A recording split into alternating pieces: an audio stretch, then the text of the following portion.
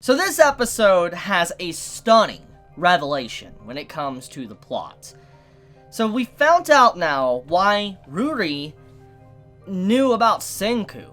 The entire village is named after him, which is just a big shock. But on top of that as well, we come to find out that his father, Senku's father, plays an even more important role than we realized. We all knew since, kind of the beginning of the story a while back, that the reason why Senku is able to kind of prosper and be the man he is right now, for instance, know so much, be the scientist he is, and have so much, connection to so many fancy gadgets as a child, was thanks to his father. We knew about that. We knew that his father worked and did everything he could to give his son the best he could, to allow him to really experiment and learn anything he wanted. It's honestly just such a beautiful story between father and son, and it really makes me just respect the father. He's honestly Father of the Year. I'm going to be honest. Father of the Year of 2019. But the point is, though, I thought that was basically going to be it. I thought that was going to be it with Senku and his father's connection, and maybe we might get a little bit more about Senku's father finding out where he's at, petrified, he might be dead, etc. But I thought that was just going to be the end of the story with Senku and his father. But that is clearly not the case, because this episode reveals that Senku's father played such an important role for Senku's success in this story.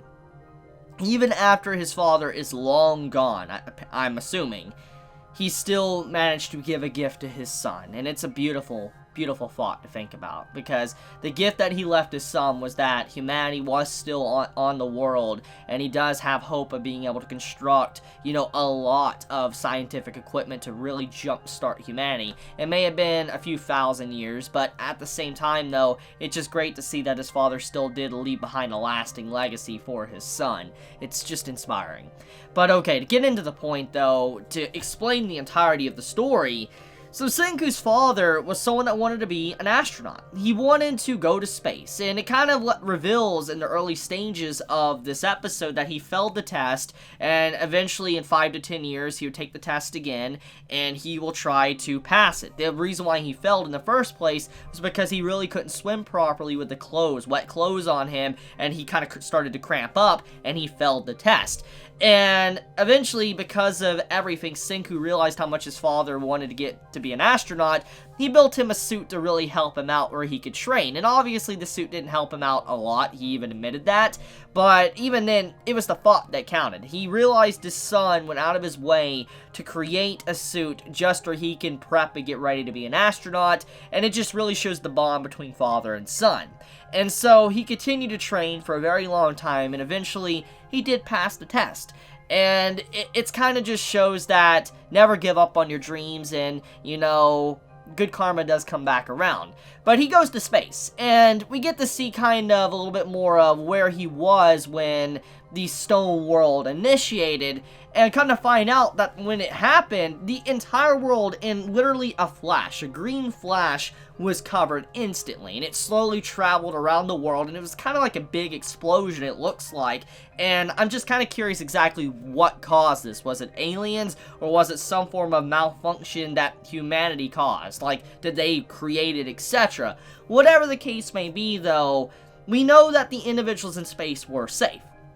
And we know for a fact that somehow they did get back down to the ground, and they did jumpstart humanity once again, at least created a village. Now, there's a lot of questions I have about this, and I kind of want to go over it. One of the big questions I have is if Senku's father did make it back to the ground, and everybody else that was on that, International Space Station, why didn't they find Senku and unpetrify him? Or at least, why didn't they find his statue and move him to the village? You would think that his father, being as caring as he is, and basically, naming a village after him, would, find his son, and at least put him in a direction or in a place that he wouldn't get destroyed or messed up. Now, I'm going to be honest. I know it's hard probably to find a person. It's like a needle in a haystack. But you got to remember something.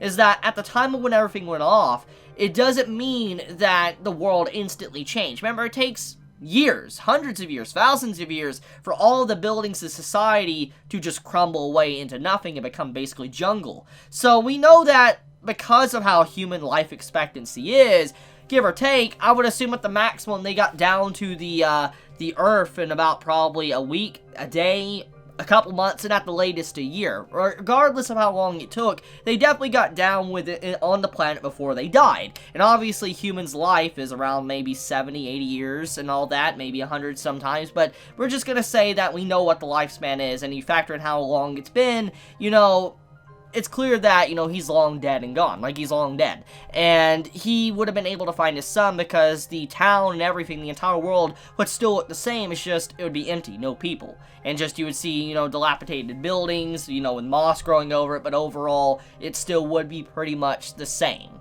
So, he could have easily found his son. And that's the question I have. Why didn't Senku's father go find his son? Because he knew that there was only a couple of places he could have been. I mean, he could have been at the school, at home, near the street. He knew he couldn't have gone far. So because of that, it would have been pretty easy to find him. I mean, he was pretty much in that area. So I just have a lot of questions. Why? Why didn't he get his son? But it doesn't just end there. So another question is, why didn't he create like a safe haven within the city? See, from what we understand is that the village was named after Senku.